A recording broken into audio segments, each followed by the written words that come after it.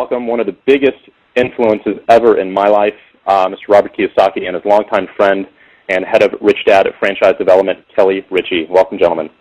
Thank you. Thank you. That's a very nice introduction, Mike. Thank you. Hey, I couldn't thank you enough, Robert, and thank you for taking the time out of your day to be here.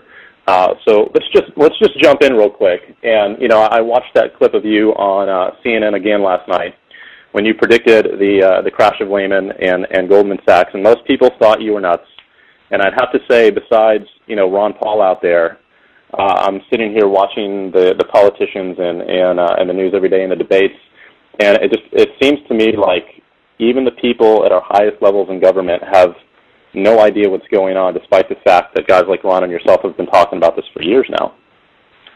That's correct, and even in 2005, I was on KTLA television, and they were asking me what I thought about the real estate boom, and I said it'll turn into the biggest mortgage disaster the world has ever seen. And that was in 2005, and then, as you know, 2007, the subprime mess emerged in August of 2007. So, like you're talking about, the future is predictable, and if you're not ahead of because the future is changing rapidly, and if you're not ahead of the change, you become a victim of it, as many people are. So I think that's the main reason I'm doing this course, is because for a few people, it is better to know what's going to happen than to wonder what happened. Yeah, I was at your Psychology of Winners event a couple of months ago in Phoenix, and there's something that you said that really, it was a huge light bulb for me on a grand scale. And it was very basic, and I guess I should have known it, but it really stuck out, and it was the fact that you made it a point of saying that, look, rich people make money when the market is up, and rich people make money when the market goes down. It doesn't matter either way. There's opportunities in both, and I just find that ironic with, the headlines that we see today and the panic, hitting the market right now. That was something I just took to heart, and I was like, wow, that's incredible, to where I'm not really doing my job, and I haven't educated myself if I'm not making money when the market's going down as it is today. Well, what you're doing is by leading a networking organization is something that I've been advising people to do for a long, long time now. If you read Rich Dad, Poor Dad, which came out 12 years ago, I was recommending people join or build a network marketing business. And the reason you're in a great position today is because, I think GM dropped 31% today. So the idea of a job security for life is really somebody chewing on some mushrooms. It's not reality. So more and more people are coming your way. And the primary reason I recommend it, and the primary reason Kelly is in the franchising business, is because the idea of job security is really a myth. And when guys like Bush, Obama, McCain, they say we're going to bring high-paying jobs back, you have got to be a complete moron to believe them. You've got to be dreaming. There's no way. And the reason for that is jobs always migrate with the lowest-priced workers. So even today, jobs are migrating. Jobs moved from America in the 60s to Japan, then to Korea, then to China, and today they're migrating to Vietnam and Pakistan. So if Obama or McCain or Palin or whatever his name is, Biden, say they're going to bring high-paying jobs back, dream on. And so all you have to do is look at the future by looking at what's really going on. It's not that hard to predict the future. You just have to stop believing the stuff that these so-called leaders are telling you. That's 99% of it. It's your job is really to not only wake people up, but show them another way. The idea of my parents, who were part of the last Depression, go to school and get a safe, secure job. You can if you move to Vietnam. But they're only going to pay you 10 cents an hour. That's the other criteria. As long as you're willing to work for $2 a day, you're okay. Yeah. And eat rice.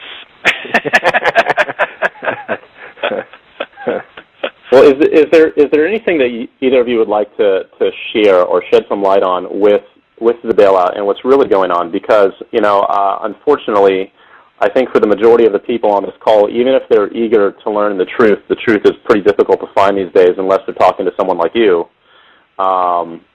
because all they get is the spoon-fed media, on CNN and CNBC, and I don't really know if America understands what the bailout is going to do, not even in this month, but over the next couple of years.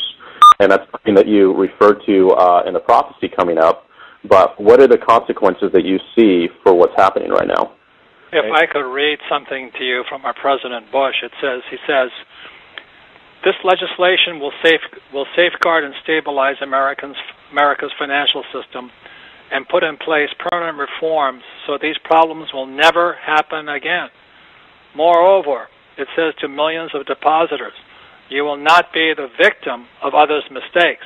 We will see, I guarantee, that your deposits are secure. But that was President H.W. Bush in 1989. And then, so this is in 2008, President George W. Bush, George Jr., says, Congress must act. We are facing a choice between action and the real prospect of financial hardship for millions. Now, I thought his father, the first Bush, promised these problems would never happen again. So what Kelly is really saying is the reason we knew this was going to happen, it has happened throughout history. It has happened for thousands of years. And people are stupid enough to believe they're politicians. And it's the willingness to observe what Robert just read and then say to yourself, well, what does that really mean? And studying Fuller, what it really means is the bailout for Bush Sr. was somewhere between $66 and $512 billion. But when we talk about the bailout today, the bailout is somewhere between $770 billion and a couple $1 trillion. So all that really happens is the size of the bailout has got larger, and really the time that it's taken to get to that point is faster.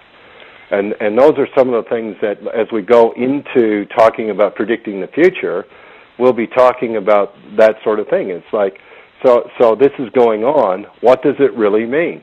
So when we hear a statement from Bush Sr. and then Bush Jr. Years later, and really it's almost identical to what's going on. The only thing that's different is the size of the numbers and the speed that it happens. And today, we have more money coming in than ever before in spite of the crash. Absolutely, and all the businesses that we look at, that they're bringing in more money despite of the crash. And that's why, if you're personally, ask yourselves these questions. If you're not rich today, or you're afraid of your financial future today, or the stock market crash today has affected you, you'll probably listen to somebody who gave you bad advice.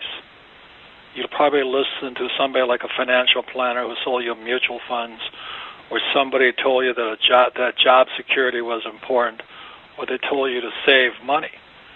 That is really bad advice, and I've been saying this now for so many years. I've also been saying, if you don't know what, if you're already concerned, then start a home-based business so you're not a victim of all this. And you guys have watched my website. There are guys on that website who really get upset with me, as well as with Donald Trump, for recommending network marketing or direct selling or home-based businesses. But today, let me tell you something. If you're not in this business, you're out of business.